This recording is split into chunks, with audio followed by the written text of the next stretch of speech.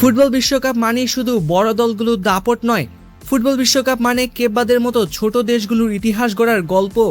2026 বিশ্বকাপের মঞ্চে রূপকথার এক অবিশ্বাস্য যাত্রা শেষ হলো আফ্রিকার ছোট্ট দ্বীপরাষ্ট্র কেব্বাদের, কিন্তু বিদায় নিয়েও তারা জয় করে নিয়েছে কোটি ফুটবল প্রেমীর মন। রাউন্ড অফ 32 ম্যাচে তাদের প্রতিপক্ষ ছিল বিশ্ব চ্যাম্পিয়ন আর্জেন্টিনা।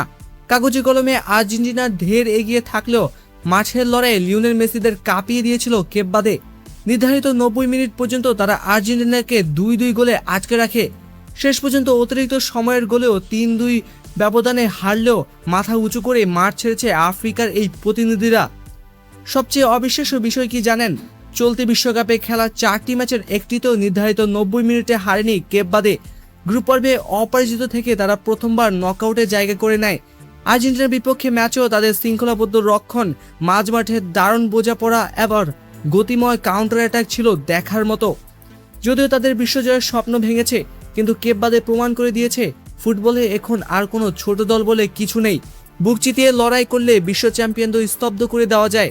কেব্বাদের এই লড়াই আগামী দিনের যে কোনো আন্ডারডগ দলের জন্য এক অন্তহীন অনুপ্রেরণা হয়ে থাকবে। বিদায় কেব্বাদে, তোমরা হারলেও জিতে নিয়েছো ফুটবল বিশ্বের হৃদয়।